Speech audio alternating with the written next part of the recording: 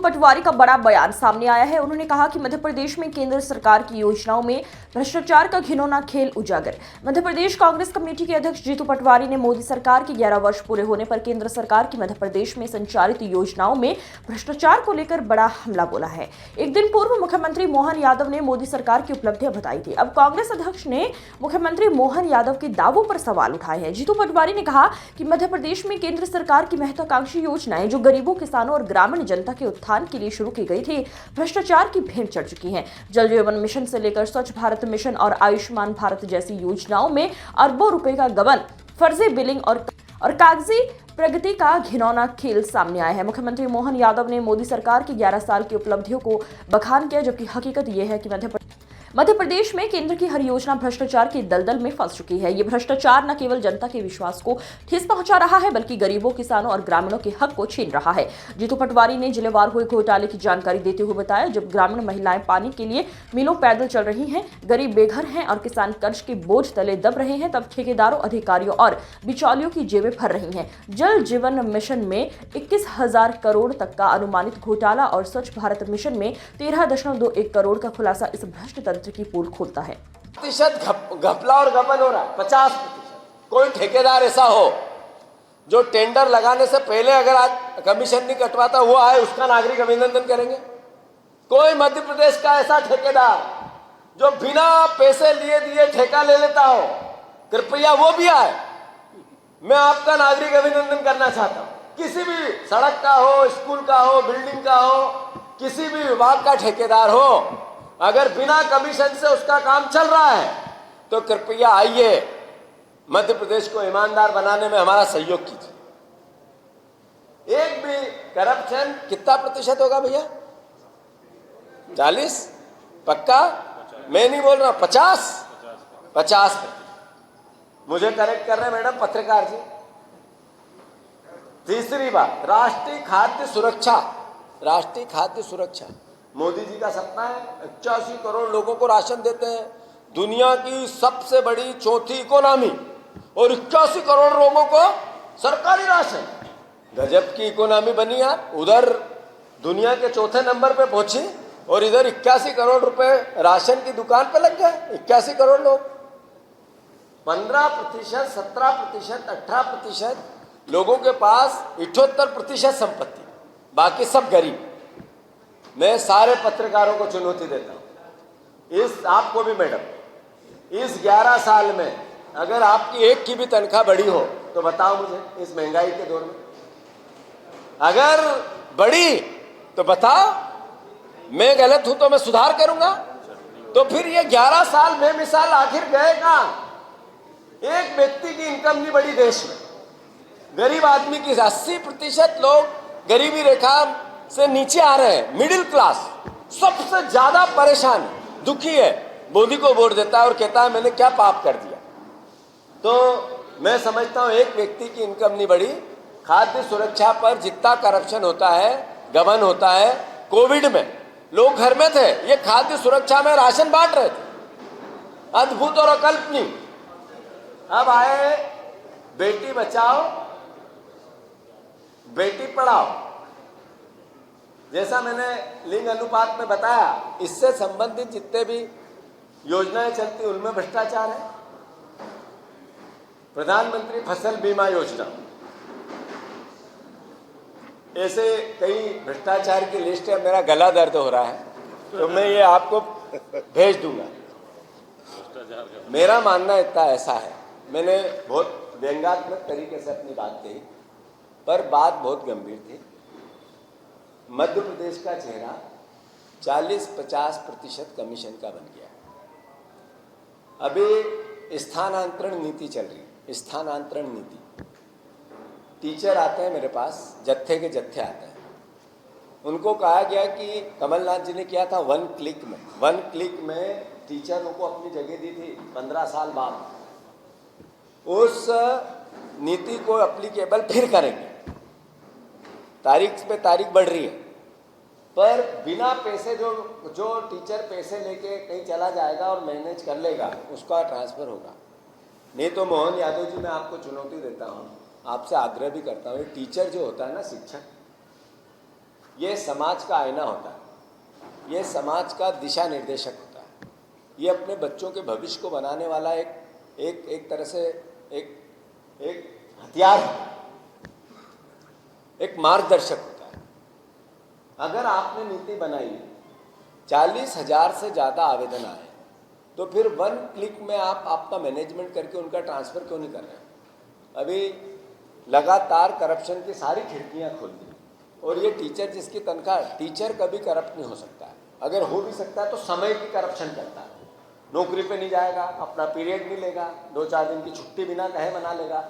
ये corruption teacher कर सकता है, उसके पास आर्थिक तो कुछ होता ही नहीं है। तो समय का करप्शन करे तो कर ले, आर्थिक करप्शन टीचर नहीं कर सकता। अगर उससे भी आप करप्शन की जगह खोलोगे तो आखिर ये दिशा देने वाला समाज को अगर विकसित रहेगा तो अच्छा समाज कैसे बनेगा, अच्छा प्रदेश कैसे बनेगा? तो मेरा आग्रह है, टीचरों ने जो आवेदन किया, आपने नीति बनाई, 1 शॉट में सबके साथ न्याय करो। कांग्रेस पार्टी ने तो टीचरों के साथ आंदोलन करेगी। अभी मैंने कल भोपाल, दिल्ली में हमने कहा था, बेसिक रूप से बीजेपी, मोदी और आरएसएस संविधान विरोधी है, अंबेडकर विरोधी है, आरक्षण विरोधी है, दलित विरोधी है। और ये बात जब इतनी दृढ़ता से कहते हैं तो इसके पीछे तथ्य है, साक्ष्य है। अभी संविधान विरोधी तो बीजेपी ने कबूल किया, आपकी बार 400 पार, इसलिए कि संविधान बदलना है। कई नेताओं के क्लिपिंग है, बोलने की जरूरत नहीं है। मध्य प्रदेश में 28 जगह लिस्ट है मेरे पास, लिस्ट लाओ वाली, इसमें निकालो भैया अंबेडकर की प्रतिमा कहाँ नहीं लगने दे रहे हैं, देंगे वो भी लिस्ट देंगे। 28 जगह बाबा साहब अंबेडकर की प्रतिमा लगने पर विवाद है और सरकार मौन है। आखिर ग्वालियर में प्रतिमा एक प्रतीक है, सोच उसके पीछे। हम प्रतिमा के पक्ष में इसलिए कि सोच से लड़ना है। तो लगातार अंबेडकर को कोसने वाले लोग, उनका खिलाफत करने वाले लोग, अंबेडकर की पैरवी मुख्यमंत्री जी ने की। मैंने किसी चैनल पे देखी है भी कल, अपने भास्कर.com में, आई डोंट नो कहीं पे देखी, तो वो कह रहे हैं कांग्रेस विरोधी है। कांग्रेस कह रही है कि बाबा साहब अंबेडकर की प्रतिमा लगनी चाहिए। अगर आप अंबेडकर के समर्थक हैं तो लगाओ, हम आपका भी नागरिक अभिनंदन करेंगे, मुख्यमंत्री का भी करेंगे। हमें कोई राजनीतिक द्वेष भाव नहीं, कोई वैचारिक द्वेष भाव नहीं। अंबेडकर जी देश के संविधान के निर्माता है, उनने निर्माण किया। कांग्रेस पार्टी ने देश के संविधान को लागू किया। देश के संविधान को आज का नागरिक नहीं बचाएगा, आज की राजनीतिक दल के विचारधाराएं नहीं बचाएगी। राहुल गांधी जी क्यों संविधान की पुस्तक लेके देश भर में घूम रहे हैं? इसलिए कि आपके अधिकार सुरक्षित रहे, राजनीतिक लाभ हानि का विषय नहीं है। आम नागरिक के मौलिक अधिकार सुरक्षित रहे। राजनीति, उस सरपंच का मुझे नागरिक अभिनंदन करना है।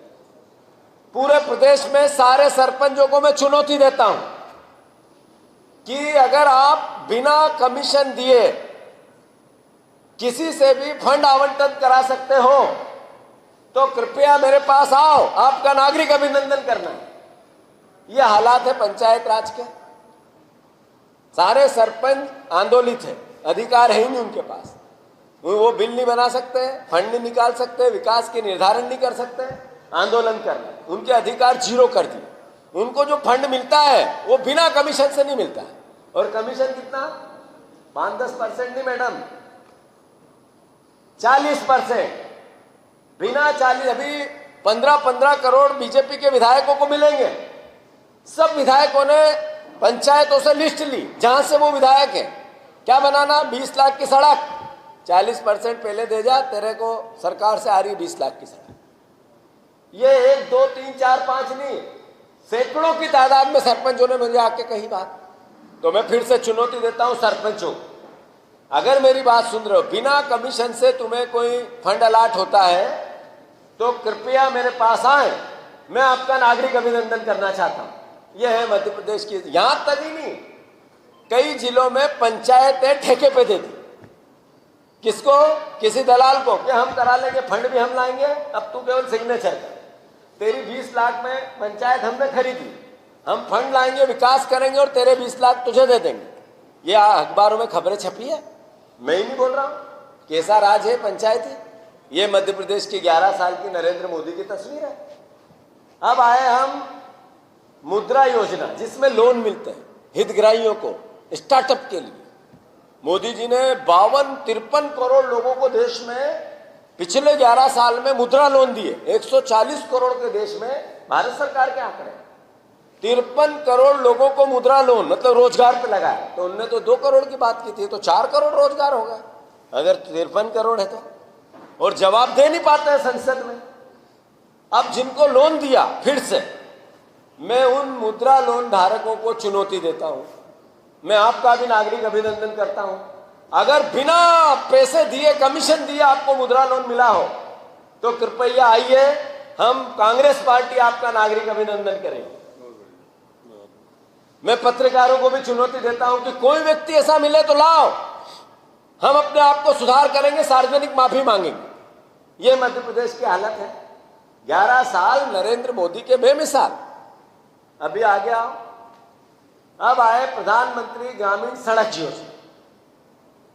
अभी सड़क के लिए 2 दिन पहले अखबारों में बहुत छपा, मजरा टोला भी नहीं बचेगा। ये बोला मजरा टोला भी नहीं बचने।